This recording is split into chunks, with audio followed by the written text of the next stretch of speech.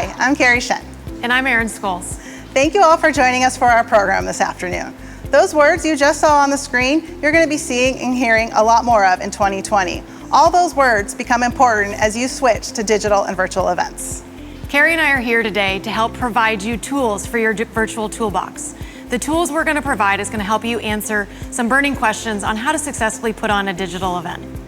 Later in our program, we're going to be joined by a panel of experts in all the fields that help you produce an excellent virtual or digital event. We're joining you live today from the Virtual Event Collective in downtown San Diego.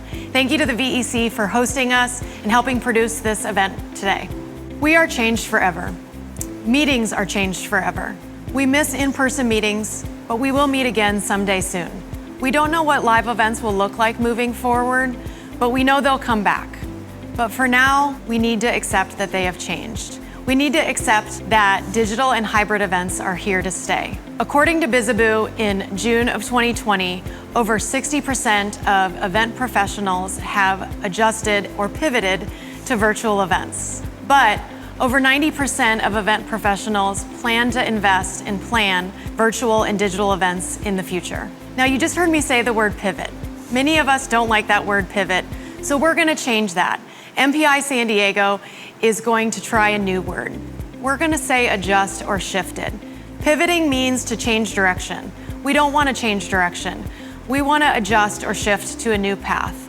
We want to take those experiences that we've had and adjust or shift them to the digital and virtual world. Here's your first tip.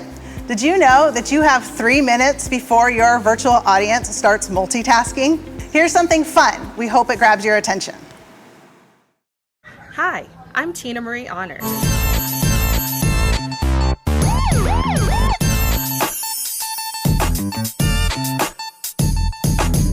And by now, we've all heard this wonderful term called the pivot. I don't know about you, but when I hear that term, I think of the fundamental dance movement, the pivot. The first thing you'll do to start this pivot is select which foot. I'm going to start with my right because I'm right-handed. We're going to step with the right foot on the ball of the foot, turn as you shift your weight, and then drop that heel down for a nice pivot. You can pivot with a smile. You can pivot while depressed. You can pivot with an attitude. You can even pivot with a cocktail.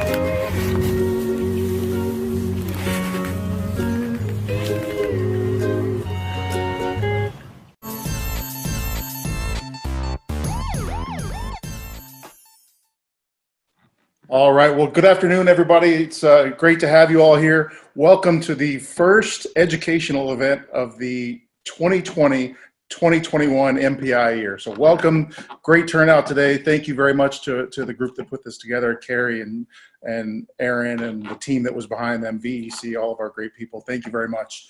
I wanted to take just a minute. I wanted to introduce you to an initiative that we're doing here at MPI San Diego. We've been calling it #MPI SD Strong, but really what it is, to better explain it, it's a pay what you can initiative. MPI San Diego depends heavily on in-person meeting attendance to fund our efforts throughout the year.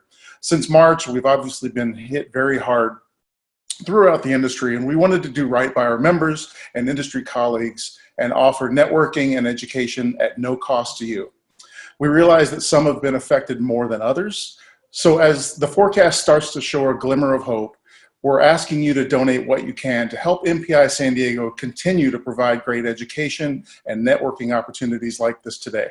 The link is in the chat, so we're asking you to please donate and support MPI San Diego, whether that's $5 or $10 or $20, or if you're really feeling generous, more than that. We appreciate all that is, and just know that it helps us go a long way towards to continue these types of events, and we really appreciate your involvement and your investing in our chapter.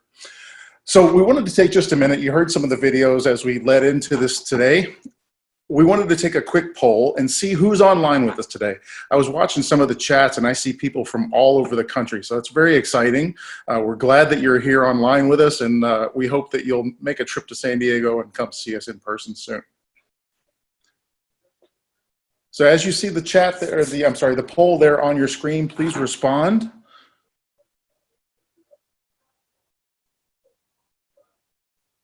And we'll give you just a few minutes as those start to tally, and we'll have some results for you here in just a moment.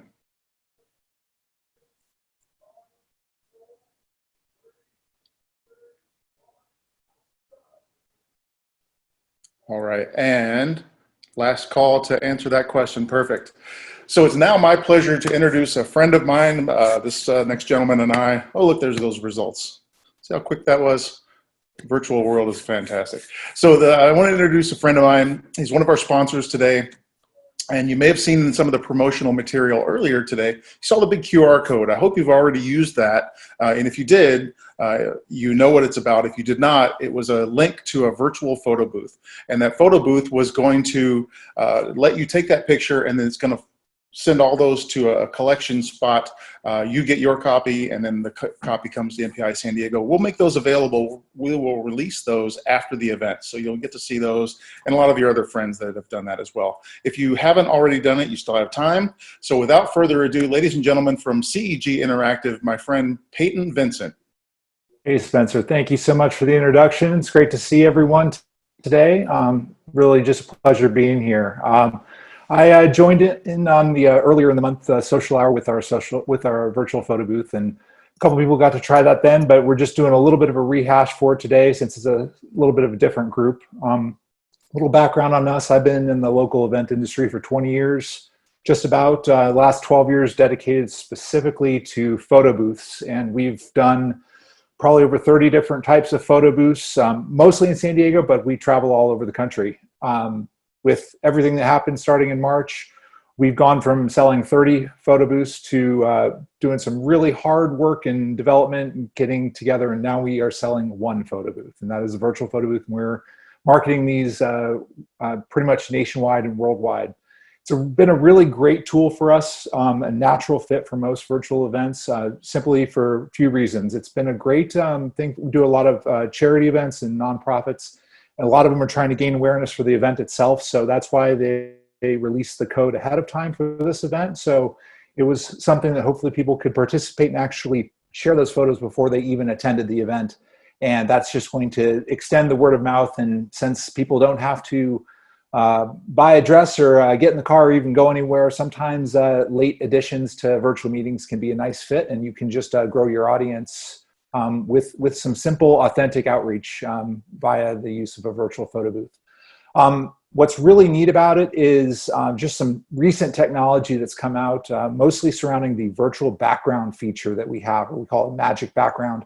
That is a special algorithm that takes any photo similar to what is done in a Zoom call, but a much higher quality, runs the photo that's taken through an algorithm, processes out, and only leaves the human subject in the shot, and can totally replace the background image. In today's example, I think we have 5 or 6 different backgrounds.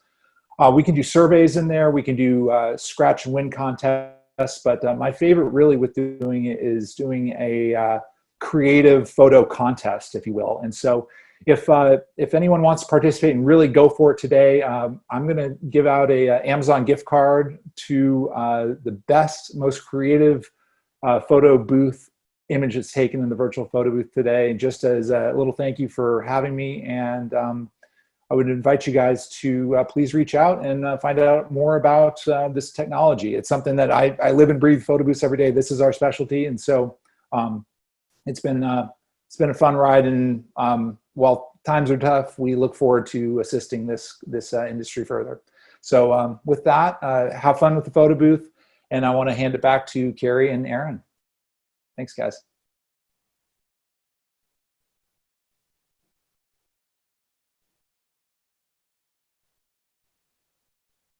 And if you see here, this is actually the QR code. So for anyone that wants to give it a try, all you simply do is pull out your cell phone, point it at the screen, open up the camera app, point at that QR code. You're going to see a little notification right at the top corner.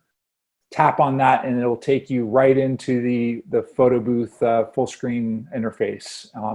It's a completely customizable interface that we can work out for each client, and people have a great time with it. And I hope you all take a minute to take a photo if you haven't already. It is one of those things that while we can use it on a laptop, it does work really nicely to use this QR code method to not tie up the computer that people are already Zoom calling on. And so they can just step away from the call for a minute. Sometimes it's more long form meetings they're on, so they can use their cell phone, go find some great natural lighting, take a photo, and have fun with it, and then go rejoin the meeting a minute or two later, or use it as a break activity. So I'll just keep talking until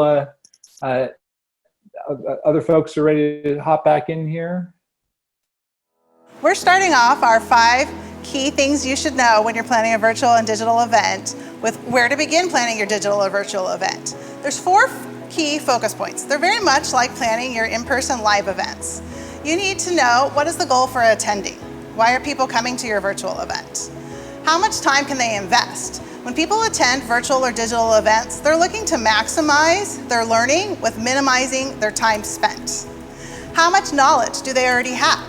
Is this something that's brand new to your audience? Is it something they already know and you're providing further detailed information? And what format best supports this message? You have to consider that when you're looking for your digital providers. I have a bonus tip for you. What is the digital readiness of your audience? That is also something you need to consider when you're planning your platforms and your virtual experience. When you're looking to plan your virtual event, first thing you should know is that audio is king. If you have no audio in your virtual event, your event is sunk. But our most important tip here today is that content is queen. So make sure you have content that's driving your audience to your virtual event. You need to design with the end in mind. What is it that you want to get out of this? What do you want your audience to get out of it? What does your event owner want out of this? Another key tip, if you don't plan your event to be the same amount of time that it was live, that it is virtual. Anything that's live, think about 1 hour should be about 1/3 of your virtual time. Make content into bite-sized pieces. Nobody wants to sit there for 8 hours at their computer nonstop. So make sure you're providing content that is in bite-sized, manageable pieces for your audience to use. Think about doing smaller versions that can be played back to back or binged. That's also a great tip. Adult learners, they need stories. They need to be able to relate. So that's where they get their learning, when they can take that story and relate it to their personal or professional life. And they also need to be explicitly told what to do and why they're doing it and why. So this way they can gain from that education. So the second question we're going to help you answer is, what tools do you need to help produce a successful event? I'm going to share with you 4 Ps: people, presenters, production, and platform. Let's first start with the people. Who is your dream team? What do you need on your team, or who do you need on your team to help you produce a successful event? It looks very similar to live and in-person events, but a little bit more. When you think about a day of an event on a virtual event, you've got your event lead, your planner, the person that is doing most of your project management. But for virtual events, you've got new elements. You have social media leads. You want to track what's going on social media and who's chatting about your event.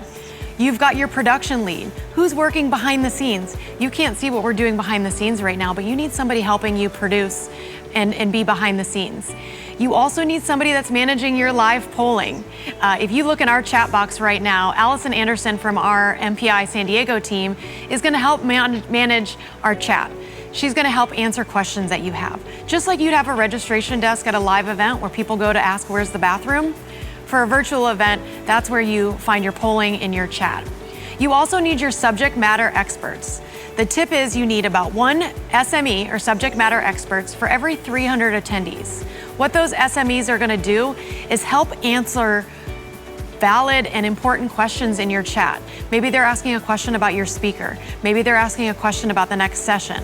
Maybe they're asking about future events. You want to have a team member that's available to respond. If you've got thousands of people online, you need enough on your team. Then you also need the technology partner. Who's running the platform? Who's building the event space for you? So that's your planning team. The next P is your presenters. And if I could add another P in there, it would be prepared presenters. You want to make sure those that are speaking to your audience and presenting your content or moderating your session are prepared. And prepared doesn't just mean in the content like Carrie said. Prepared for your speaker means, does their Wi-Fi work? Are they wearing clothing that's presentable on screen? Do they not have any bulky necklaces on that's impacting the audio? You want to make sure that you have your presenters prepared. We're going to share with you in our digital toolbox later a document that you can share with your presenters to make sure they're prepared. We also recommend that you do a rehearsal with your presenters to make sure they're prepared, but we're going to provide that in our toolbox. Next, platforms. And for those of you that thought you were going to come to hear us talk all about the platforms and which one there is best to select for your meeting, I'm sorry to say we're not doing that. What we are going to share though is a list of platforms that are out there and the tools that you can use to help you select the right platform for your event. It's like saying, I have a meeting of 200 people. What ballroom in the world should I use? There's no one ballroom right for all meetings. Same answer is there's no right platform. All of us are familiar with Zoom, but for events and virtual events, it's different. You need to ask a lot of questions, just like you would when you were looking to find the perfect venue. Who is your audience? What are their demographics? How many people do you have? What are you doing during your program? Is it about engagement or is it about just delivering content? Do you have sponsors? Do you have exhibitors? Is safety a concern? Is your event open? Is your event being charged? Is your event needed to be available on demand afterwards? All of these questions needed to be asked before you can find the right platform. Again, Carrie and I are going to provide 2 tools for you to help find that right platform. The first is an RFP. We all know how to look for a ballroom. We know how to look for meeting space. We know how to look for guest rooms. Take that experience that you have, and we're going to help find an RFP to help you find the right platform for your event. The second we're going to provide is how do you evaluate that platform? How do you rank them? How do you see what they're providing fits what you need? So we're going to provide a tool that allows you to rank which platform works best. The last P is production, and certainly one of the most important, production partners. You can't have a digital event without the production. You can't see what's happening behind the scenes here, but I can tell you it's a lot of equipment. The production team, the digital team, is your most important team. Just like having a microphone go out in your in-person general session, it can kill your event if your production's not great. If you're not fully buttoned up and you don't select the right partner that's helping you accomplish what you want to accomplish. We have a few production partners joining us later today on the panel that are going to help answer some questions. San Diego, we're very fortunate to have these fantastic partners available at our fingertips. So we'll talk to them and ask some more questions. But what you want to look for as a planner or anyone that's producing these events is, what are your sessions going to be? Are they going to be pre-recorded? Are they going to be live? Do you want your attendees to be able to interact and have their cameras on? Or are they just going to join webinar style with their cameras off and contents going? Do you need small groups?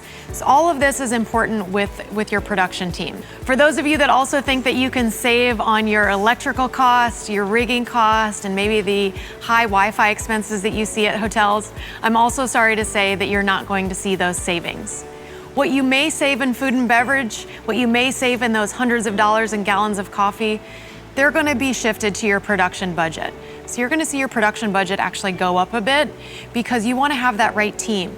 What you're losing in production equipment in the rigging and your electrical, you may be adding in this digital streaming. You may be adding in audio. You may be adding in labor. To make your event stand out, you really want to make sure you search hard for the right production team that can help you translate your brand, your message, and add value to your event. So we'll ask more questions to our production partners later, but I can't reiterate enough that the important, and my tip for you, is find the right production team, not the cheapest production team. The next thing we'd like to share with you today is how to promote your event. Very much like a live event, there's very many similarities to promoting your virtual event. You need to have objectives, actions, and there needs to be measurements. What are you measuring during your promotion? How are you gauging that engagement? With your digital event, you have a chance to create a community. This is something you can do very well in advance of your event and something that can continue on after your virtual event. For your pre-event, you need to connect with the audience ahead of time. Send the attendees to a social feed during your event. You want to use a variety of media. You need to keep their attention. We've talked about engagement, so make sure you're using all of these virtual media types to keep your audience engaged. It could be videos, it could be slides, it could be a TikTok video like we showed earlier. But keep your slides at only 1 to 2 thoughts. Encourage breaks and be specific about your chat topics. There's also post-event material and engagement. We're going to talk about this in the next section about charging or not to charge, but this is where you can keep giving content and keeping your community engaged, sharing materials, handouts, or videos that have been recorded and downloadable for further content. Something that's really big with virtual events is creating FOMO.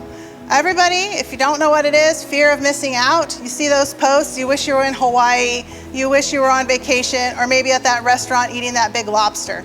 But having that FOMO moment, that's what you need to create in the pre-event social media build-up.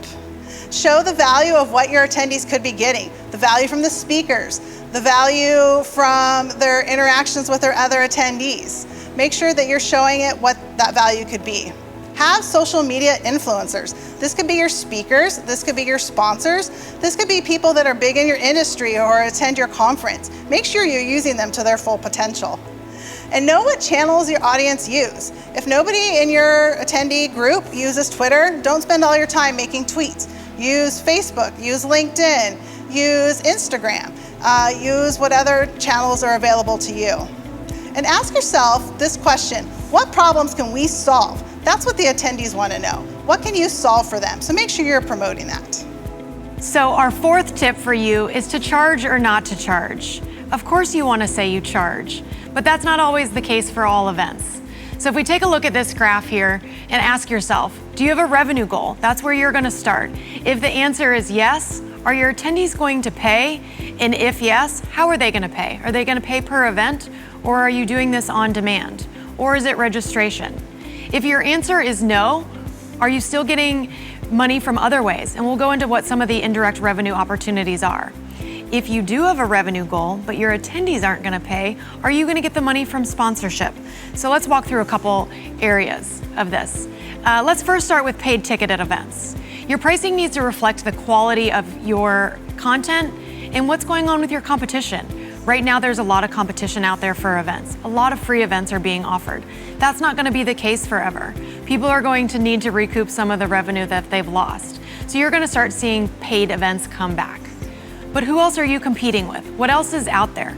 Is their content better? Is it meatier? Like Carrie said, is it more bite-sized and something that they can do and not take their time out of their day to attend? Also, think about the content that you're delivering and the value of that, the value of what people want to pay if they are paying to attend. Another ticketed approach is to bundle your events. Maybe you're going to do a series like Netflix. We're all familiar with that. Maybe you're buying the full series of the webinars and you're going to charge as a bundle and not as individual events. Or maybe you're not going to charge at all, but you still have that revenue goal. And the revenue is going to come from sponsorship. How are you going to provide that ROI for your sponsors? What are they going to buy? I'll be honest and tell you, there's actually more sponsorship opportunities with digital events than there are in person, although sponsors aren't seeing that yet. We've got to show them the analytics. We've got to show them the ROI to get them to purchase those banner ads, those small one-on-one meetings. So it's our job as meeting producers or our meeting planners to show that value to our sponsors so that they want to purchase. But for any of you that are out there, suppliers and wanting to look to sponsor, digital exposure actually has more broad reach. You're going to hit a larger audience. If you had an event locally and maybe you couldn't get sponsors or attendees because of geographic reasons or because of cost and travel reasons, maybe now you're going to hit that audience because geography isn't as important of an issue. People can attend globally, so sponsors are going to get a little bit more value. Also, you may get the revenue from indirect. How else can you monetize your event? If you're not paying to attend, the revenue can come from the exhibitors and sponsors like I mentioned. It can come from the on-demand. Maybe you're going to record and sell these on your website or record and sell them as a bundle as I mentioned. But the other opportunity is indirect expenses. Maybe you're like MPI, for example, and I'm going to use MPI San Diego as a perfect example. Today you all attended complimentary. That's not going to be the case forever. In order for our chapter to be sustainable, we need to charge for events. We need to bring back sponsors. If we don't charge or we don't have sponsors, maybe we're going to get the money from other indirect ways like memberships. If you attend our events, you're going to join MPI. If you attend our events, maybe you're going to sponsor something in the future, Or, like we're all hoping those in-person events are going to come back real soon. If you attend our complimentary events now, maybe you're going to attend our in-person events later. So the chapter is going to see that indirect revenue, or you and your clients will see that indirect revenue later down the road. So this complimentary event almost acts as your marketing, like Carrie mentioned. It acts as your promotion for future. So to sum it up, the overall rules for monetizing digital events is the same as in person, but the opportunities and the consumer demand is different. The opportunities hit a broader reach of audience. The opportunities are timeless. It's not about having a start and stop out of a meeting. You can promote the event and monetize it prior to the event, during the event, and after the event. The bad news is right now, many of the event tech tools that are out there right now aren't providing us the key features that meeting planners need to measure that ROI. I mentioned earlier that we have a lot of platform options. One of the key things that I'm seeing is these platforms don't really have the same analytics that you can get from an in-person booth, let's say. When you're at an in-person booth, you can scan badges, you can meet people face to face, you can collect business cards, and you're actually capturing the information of the potential client or customer. In the digital world, not all of the platforms are able to capture that information. You can't find out who's stopping by your booth. Not only because people may not fill in that form that you put on a website, but also because technology, you've got some cybersecurity that you need to think about. You don't automatically capture the same that you would in person. So that is the downside, that we need to see some of the platforms create more of an ROI for us to provide to our sponsors and to our partners. And we need to continue providing that ROI for the attendees as well. And that'll help us monetize our events. Now our last tip. Actually, not our last tip. We've got more that are going to come later. But our last question that we wanted to ask is, what questions do you need to ask your partners? And the answer to that is, you need to ask them a lot of questions. Carrie and I are going to provide a document later that gives you some questions to ask certain partners and what you need to look for, not only in the platform, but in your production partners. But right now, what we want to do is we want to move to our panel. Let's take this opportunity to hear from our partners. Let's take this opportunity to ask some of the questions that came up from our Facebook community over the weekend. Take that opportunity to ask them the direct questions that maybe have been on your mind for a little bit. So now I'd like to introduce our panel, thank them for being here, and let's feed them some of our questions, because that is the final tip. Ask a lot of questions. So go ahead and put some questions in the chat if you didn't add them to the Facebook page already. Thank you. Time to meet our panel. Hey everybody, this is Armando Cepeda from the Virtual Event Collective, here coming to you live from our studio in San Diego, where we produce virtual meetings and virtual events. We handle the design aspects from sets to motion graphics, content creation, do all the planning, registration, as well as, of course, live streaming services. I look forward to getting a chance to speak with everybody about virtual events and how we can infuse our passion into your amazing event. Hi, I'm Leisha Walsworth, Communication Strategist for Right On Communications, a public relations agency located here in La Jolla, California. We're fortunate to have multiple hospitality partners, so we know firsthand how important the meetings and event industry is. We help our partners with all kinds of communication, from social media, press releases, mission statements, you name it.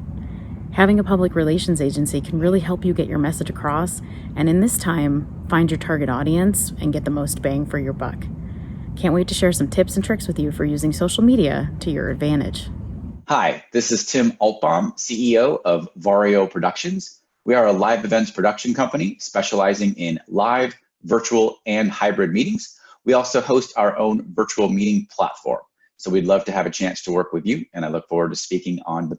Hi, I'm romylindy, Director of Sales for Hello California Destination Management. We are excited to be in the virtual world as everybody else has pivoted, and we are partnering with our National Resource Group to create the wow experiences that we always did give guests previously in live events. We are still the same one-stop shop, creating the memorable experiences, and I look forward to speaking with you more about how we can customize those events for you and your guests. I'll give you a little hint. Some whiskey and a little party. Cheers! Hi, everyone. Thanks for joining us. Thanks for the panel. Thank you, Lindy, Leisha, Tim, and we have Aaron joining us as our second moderator here. We have Armando. Thank you all very much. Hi, everyone. Thank you for joining us. I will say there's a lot of digital tips and tricks, and we can keep going. I'm seeing a lot of comments in the chat, which we're going to address after we pitch some of our questions to the panelists. Don't worry, all of the questions that you ask will be answered. If we don't get to them live with the panel, we know where to find them. We also will be sharing a lot of the information that you saw earlier that Carrie and I talked about. So anyone who's asked about sharing the content and the tips, we will be sharing a lot with you afterwards. One of our biggest tips that you may have heard me say is the event in the digital world is just as much before as it is during, as it is after. So you are going to be getting a lot of information afterwards.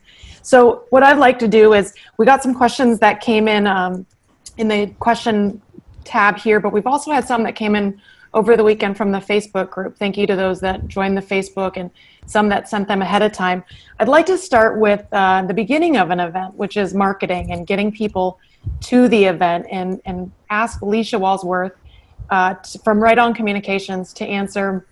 Alicia, the question came in, what's the best way to market your event? I know Carrie mentioned social media, but how do you get to the biggest audience that you possibly can? How do you go so broad to get as many people as possible? Sure, I can definitely answer that. Thank you, Erin. You know, in most cases, a wide audience isn't going to produce great results. What will is targeting your true audience. So the specific types of people with specific interests that are tied to your event, so on. Social media, best place for that. Right now, internet usage, particularly social media and news consumption, has skyrocketed. More people are at home, they have a little bit more time. According to BizHack, Facebook usage is up 70%. And direct clicks to websites, which is if you post something about your business website on Facebook and people go to it, are up 50%. Instagram engagement, and I know some of you are probably scrolling while you're watching this video, likes, shares, comments, up 76%. So advertising frequency from larger corporations right now are down because they've taken cuts in their budget. That's going to allow more exposure for your content. So let's talk about Facebook. For an organic post like a status update, only about 5% of your followers are going to actually see that thanks to Facebook's algorithm. Video posts get higher visibility, whereas a link is a little bit lower. In this case, the audience you could be reaching to let them know about your event and your rate of return are going to be a little bit low. Facebook gives you some amazing options. You can boost your posts, which is paid advertising, but you can boost it for about as little as $2. Boosting allows you to target a specific audience or demographic. This is going to extend your reach and give you a broader audience for your message, but a more definitive crowd. However, it's still being presented as a post, which brings you to the other option, which is a Facebook ad. This is where you can really use the targeting tools that Facebook is just so good at. You know how you have conversations about things and then it shows up in your feed? It's kind of freaky, but it really works. It allows for location, age, gender, platform, interest targeting in such a more in-depth way than a boosted post will. You can schedule your ads for time, date, set the budget you want to spend on it. This is going to have the highest rate of return, but requires a little bit of expertise on how the platform works, but you can YouTube video anything, and Facebook does offer tutorials because it's a little bit more extensive, but then you kind of learn how to do some marketing while you're there. With either boosted posts or ad, this is where you can craft and find your true audience instead of just this blanketed post that goes out into cyberspace. Right. With I'll tell you that, when. oh, go ahead. So that's great, Alicia. I think I'll tell you when. the broader audience sounds like that's not the right way to go. It sounds like it's more of that targeted and how to do that. I will certainly look into that. That's interesting to know. And I will say that I'm going to vouch for being a part of that 70% plus that's been on Facebook and Instagram a little bit more lately when I'm sick of watching Netflix, right? Carrie, I think you've got some of the other questions that have come in. Are you ready to chat with our other panelists? Yeah, I have a question that came in for Romy.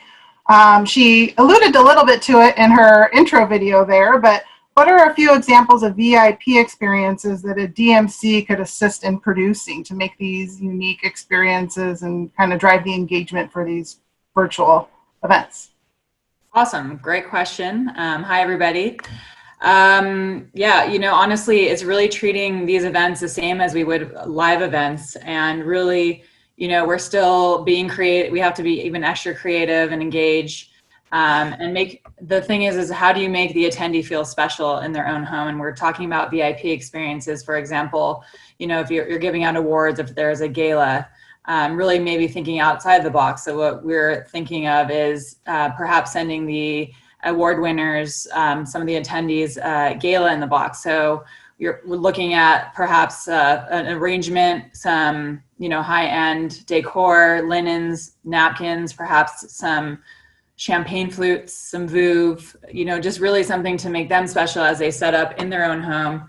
We're even thinking perhaps sending a GoBo and having lighting up on their house. I mean, really making them feel special and standing out, even though it is not live, but it's really making them feeling happy, special, and engaged. We are also looking at, we partner with our local resources, and in all of our cities that we're representing, we have put out to our customers local experiences, whether it's, and even not even local, if it's throughout the country. We're looking at maybe a high-end whiskey tasting, or an event with Wolfgang Puck, and perhaps he's the speaker of the event, and then following up with a live demo. For example, San Diego, Brian Malarkey, the list goes on, but providing some of those unique local experiences and partnering with our suppliers as well to produce these amazing virtual events. That's awesome. I can definitely see some people are liking here in the chat your ideas for the GoBo of thinking outside of the box. So yeah, those are some great ideas. Yeah, that's a good one. I love that.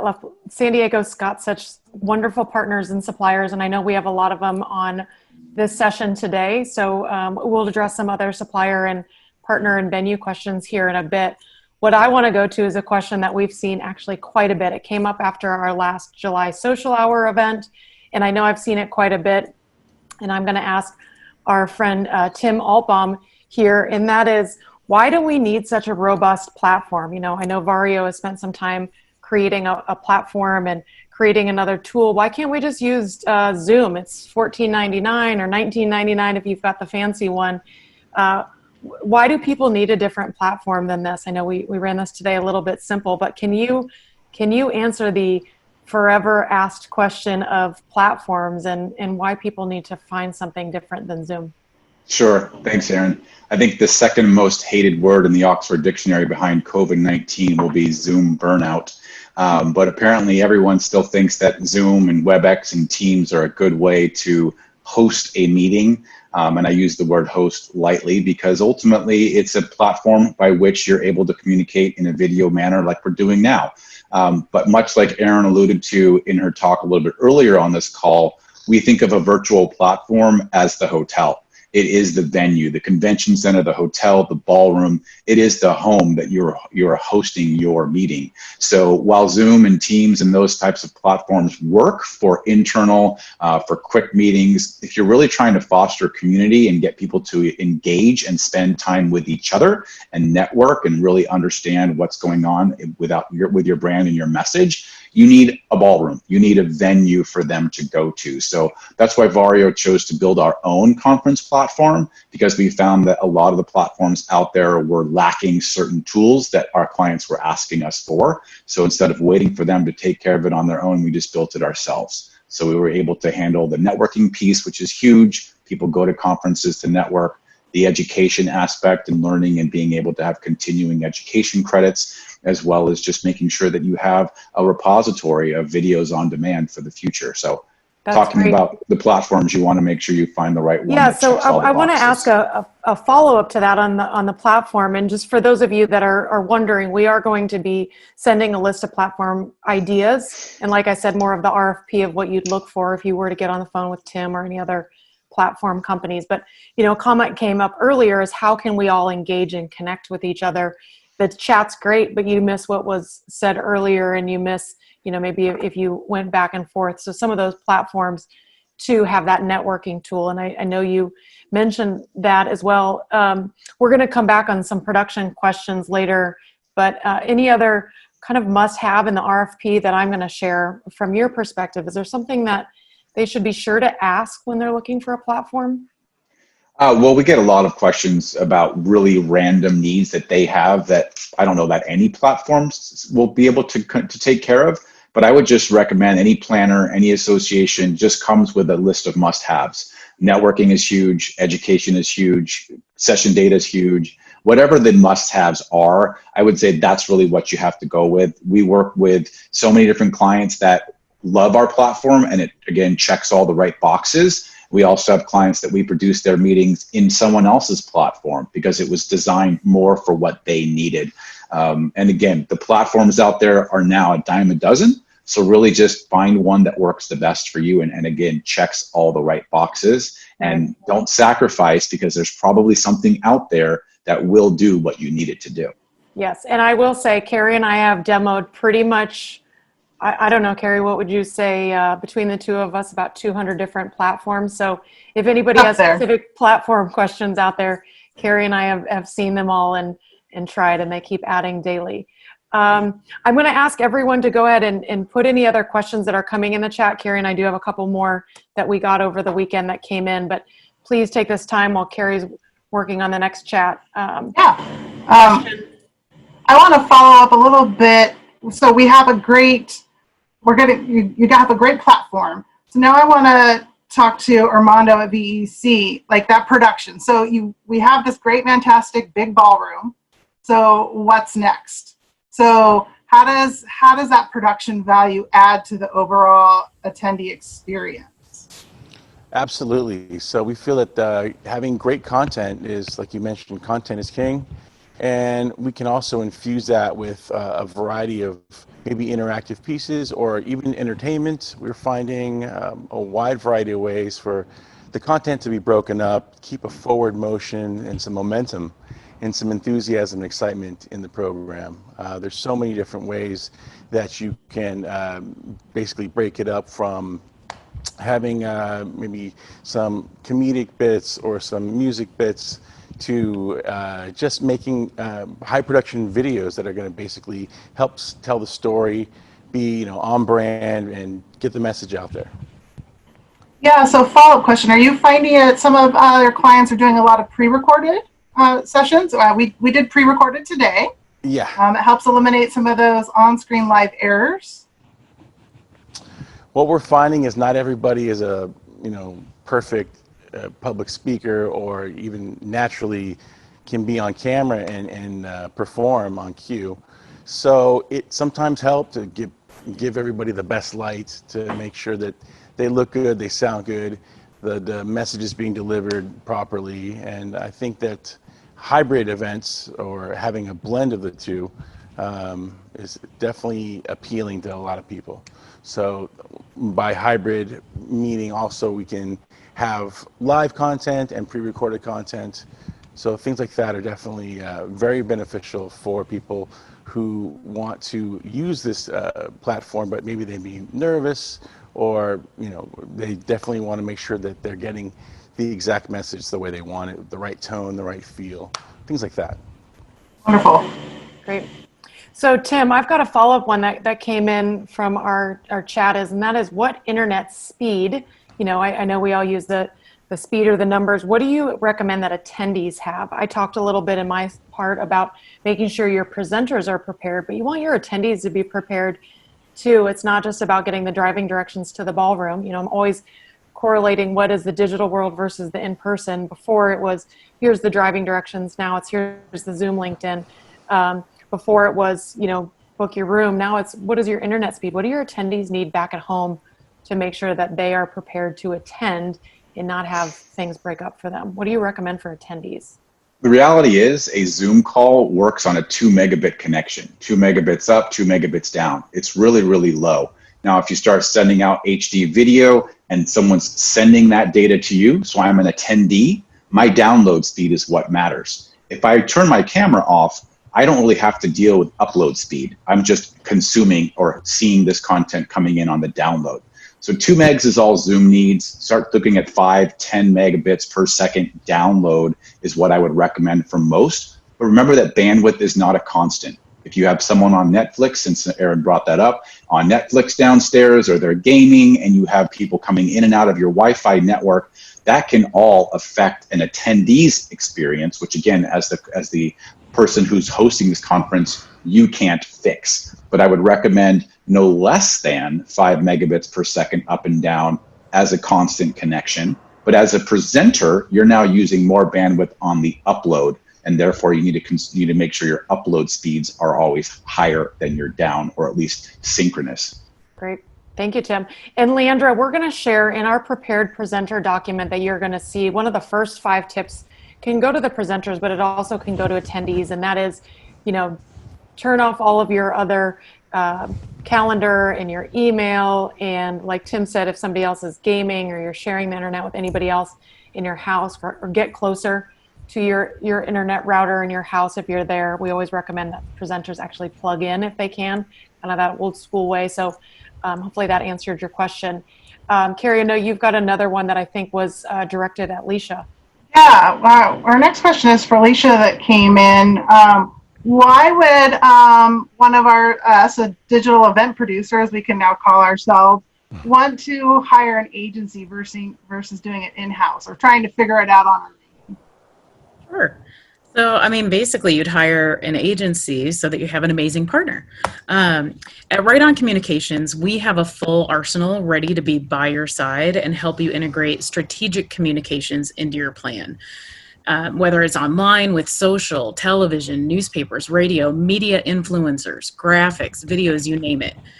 Recently, and I'll share a link in the chat, we produced videos for the SDTA for Welk Resorts on their safe reopening practices. So that's something we're helping them communicate, because we've got all the people in-house to be able to actually execute what they're trying to say.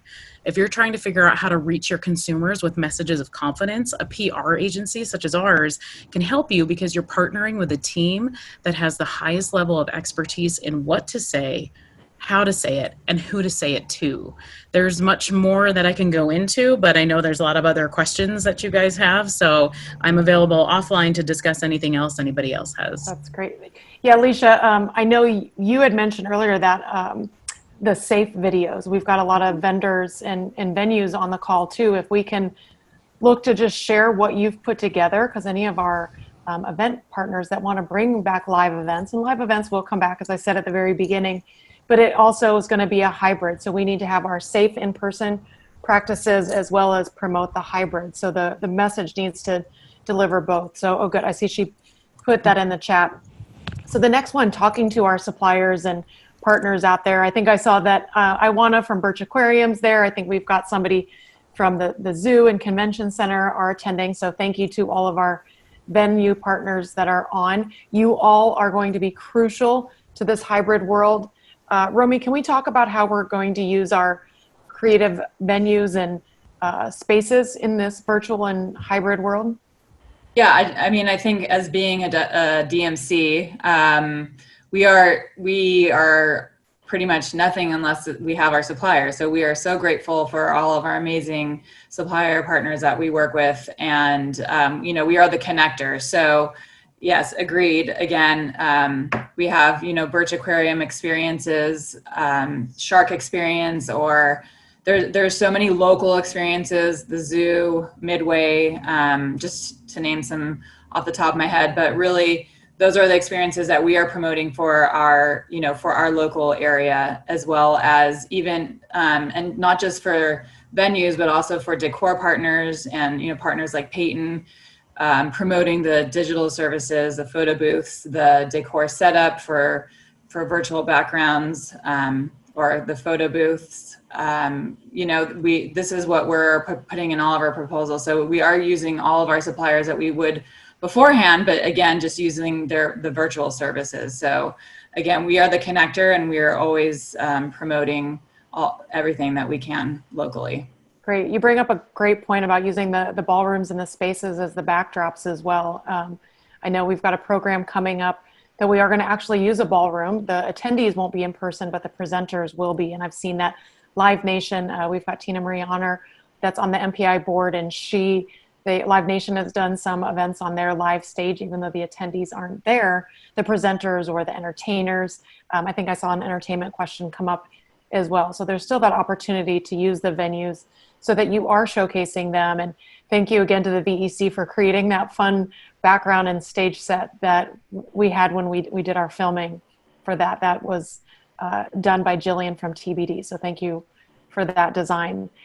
Carrie, any other questions that have come in? I think this comes up in live in-person events. I have one for Armando here. What do I need to know about using copyrighted music or video elements for virtual? Is it the same? Is it different?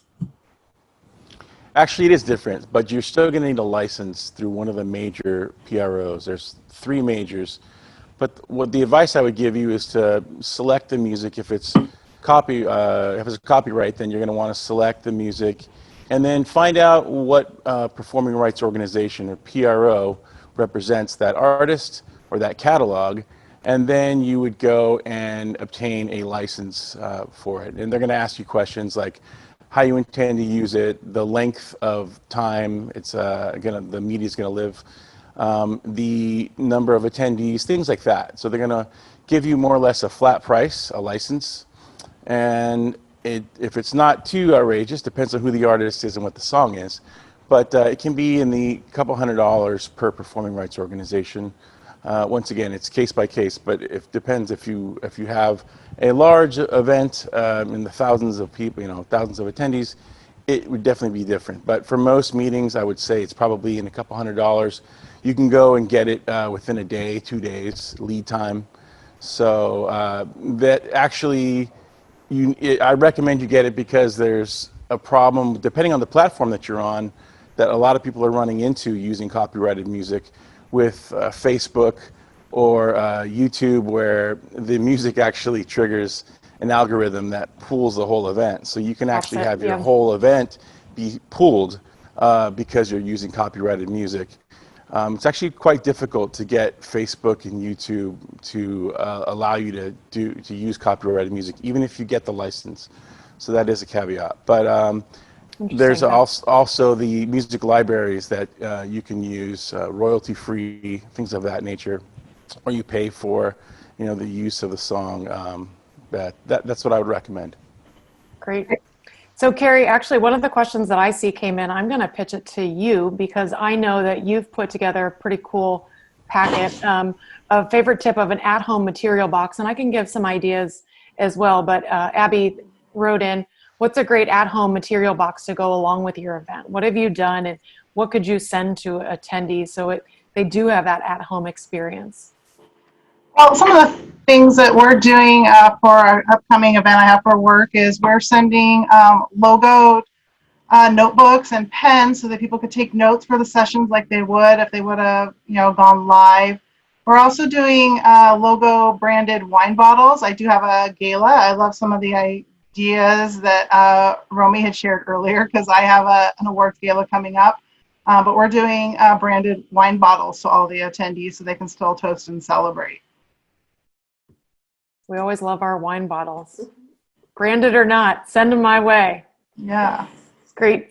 One came up, Summer, that I'm going to go ahead and answer a little bit. Well, it is going to be in the RFP, but that's how do you handle those with disabilities that or maybe don't have great access to internet? And that's about the inclusion and making sure everyone's got the equal opportunity to attend.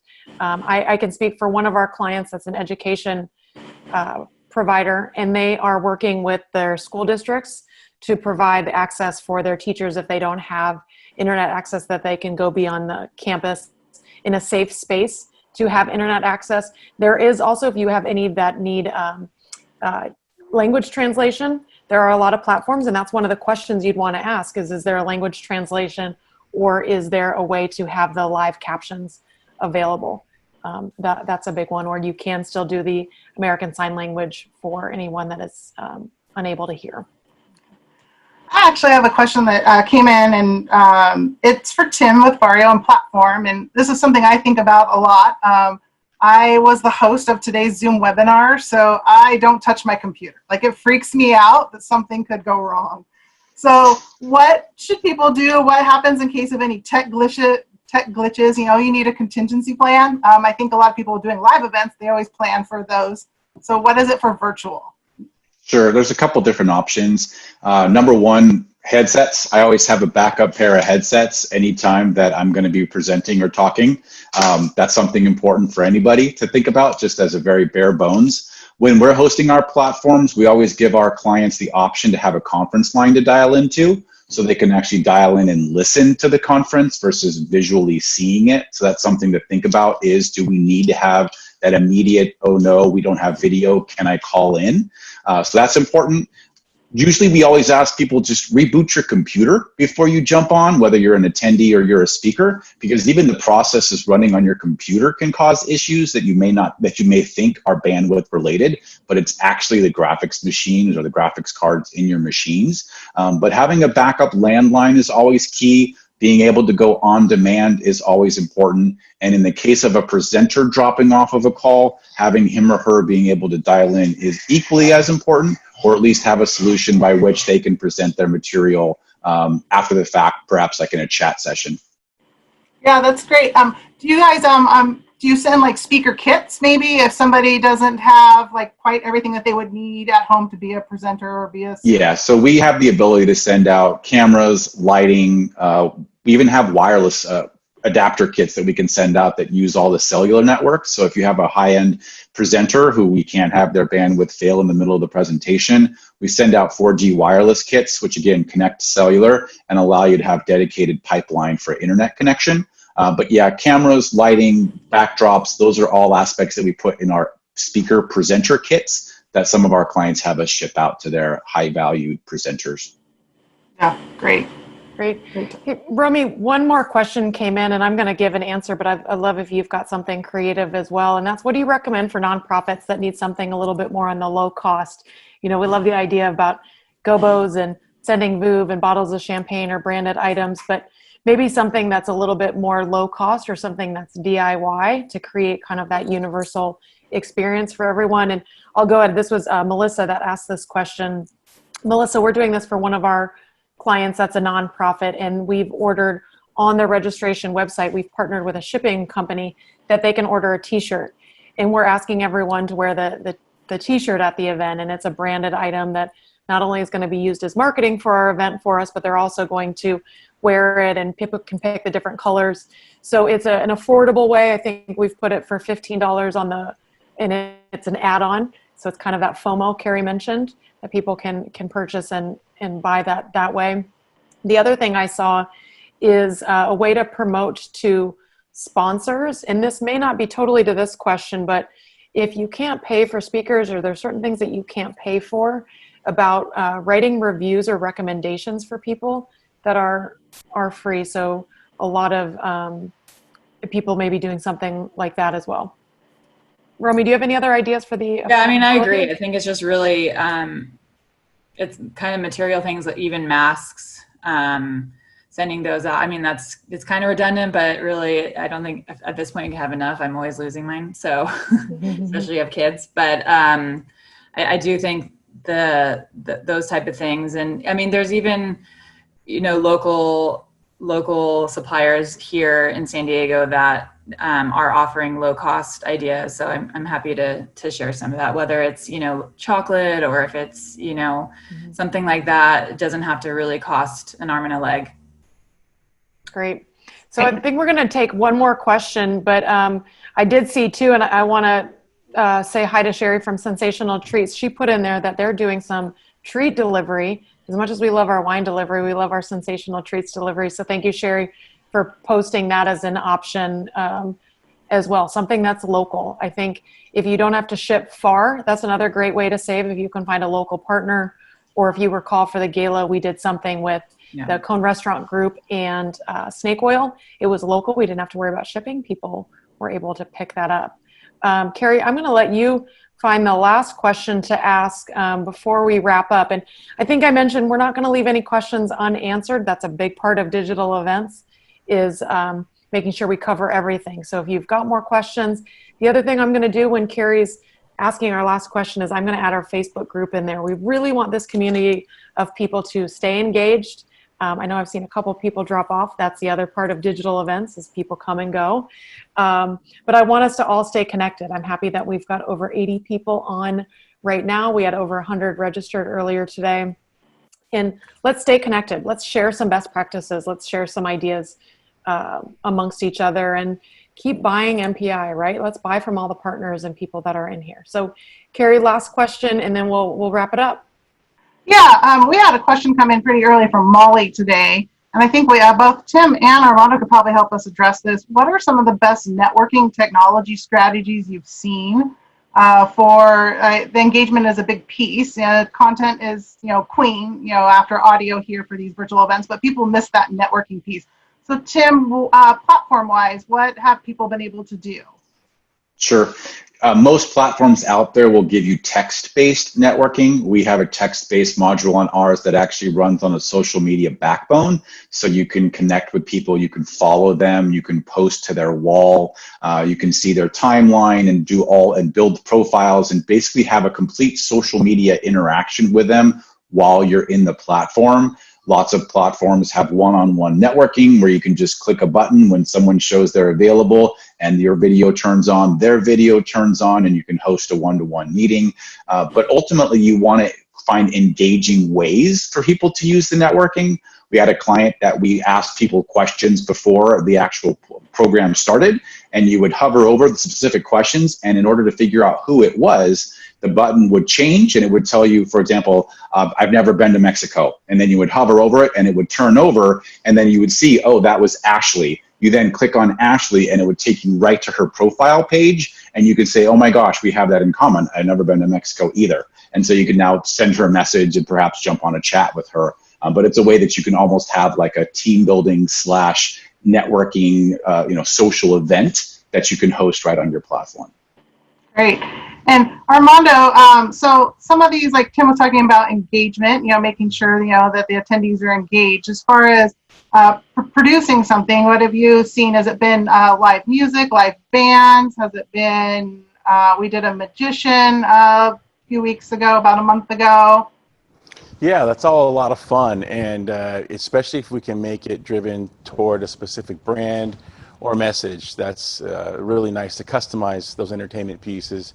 We're also finding some networking opportunities by integrating some virtual world type of avatar platforms where you can actually go and virtually go into a conference room and network and engage and talk with folks like you would, almost like a video game, like basically interacting with your own customized anything from like a custom presentation or a just a networking event in a virtual space with like an avatar where you can basically share your information and have a unique way to engage with folks. It's really actually pretty neat. It's an emerging platform that we think is going to really be exciting and have a lot of value. Very cool. So we had one other question, Carrie, and then I know we're wrapping it up, and we do have a wrap-up video for you all to watch, so don't leave just yet. But a great question came in that I am not going to share out loud right now because I'm going to make everyone go to our Facebook group.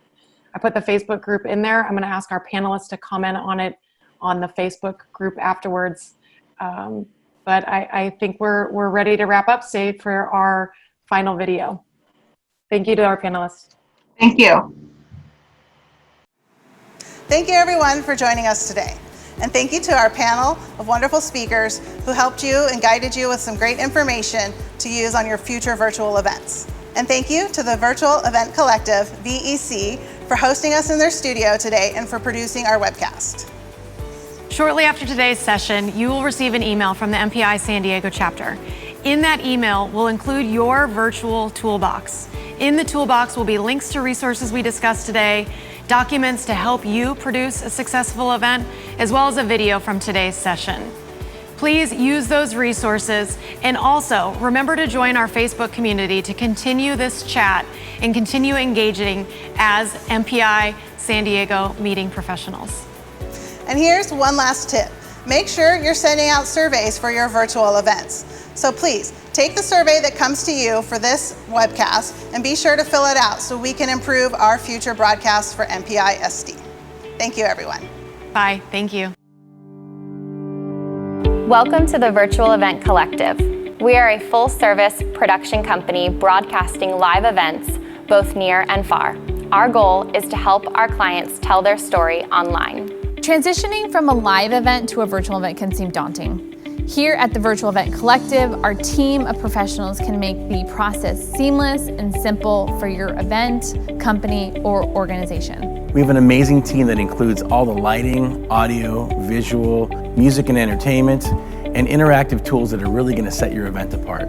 Our team is here to help you and guide you every step of the way. One of the major benefits is having everything in-house, under one roof, from our technical team, our creative team, the planning and logistics. We've got you covered.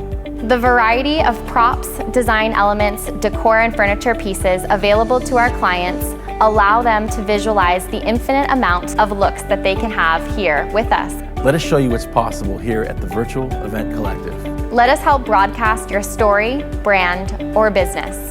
We believe that the experience is everything. Let's have fun talking about your event. Connect with us, the Virtual Event Collective. After all, experience is everything.